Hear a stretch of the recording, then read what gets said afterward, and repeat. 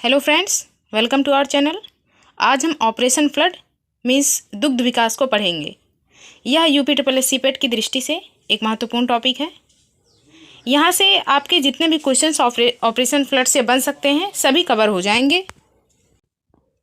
यह यूपी पेट के सिलेबस में भारतीय अर्थव्यवस्था के अंतर्गत एक महत्वपूर्ण टॉपिक है। चलिए इसे स्टार्ट करते हैं। तो सबसे पहले हम जानेंगे कि ऑपरेशन फ्लड की शुरुआत कब हुई। तो इसकी शुरुआत हुई 13 जनवरी सन 1970 को हुई। और यह जो ऑपरेशन फ्लड है यह हरित क्रांति के सफल होने के बाद शुरू किया गया। मतलब पहले हरित क्रांति जो कि 1966-67 के बीच स्टार्ट हुई थी, उसकी सफलता के बाद भारत को दूध के क्षेत्र में आत्मनिर्भर बनाने के लिए ये दुग्ध विकास मतलब ऑपरेशन फ्लड स्टार्ट किया गया। आगे हम देखते हैं। श्वेत क्रांति यानी दुग्ध विकास को आधिकारिक रूप से राष्ट्रीय डेयरी विकास बोर्ड मतलब नेशनल डेयरी डेवलपमेंट बोर्ड द्वारा प्रारंभ किया गया था, NDDB के द्वारा। वर्गीज कुरियन को श्वेत क्रांति का जनक कहा जाता है। जैसे हरित क्रांति का जनक नॉर्मन बोरलॉग को कहा जाता है, उसी तरीके से श्वेत क्रांति का जनक वर्गीज कुरियन को कहा जाता है। आगे हम देखते हैं। वर्गीज कुरियन ने ही भारत की सबसे फेमस कंपनी अमूल की स्थापना किया था। जो अमूल कंपनी जिसकी दूध, दही, छाछ वगैरह सब कुछ आज उपलब्ध है और यह भारत की सबसे बड़ी कंपनी है दुग्ध विकास के लिए, दूध के लिए या मट्ठे दही के लिए। इसकी स्थापना जो थी वो वर्गीज कुरियन जी ने किया था। 26 नवंबर को नेशनल मिल्क डे मनाया जाता है। यह वर्गीज कुरियन के जन्मदिन पर मनाया जाता है। आगे हम देखते हैं। ऑपरेशन फ्लड पूरी एक संरचनात्मक प्रणाली थी। मतलब ऐसे ही इसको शुरुआत इसकी नहीं की गई थी। पहले एक संरचना तैयार की गई थी कि इसको किस स्तर से लेकर किस स्तर तक कैसे किस तरीके से बढ़ावा दिया जाएगा।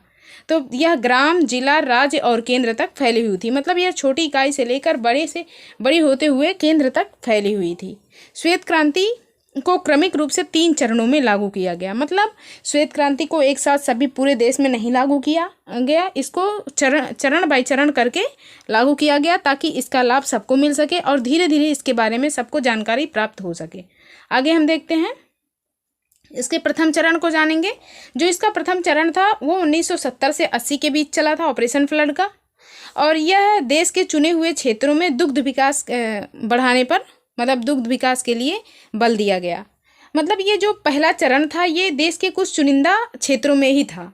इसके लिए सीमित क्षेत्र ही उपयोग हुए। मतलब ऐसे क्षेत्र जहाँ पे दुग्ध विकास को ज़्यादा बढ़ावा मिल सकता था और जहाँ पर इसके सफल होने की संभावना अधिक थी वहाँ पे पहली चरण में इसे सन 1970 से 80 के बीच में लागू किया गया।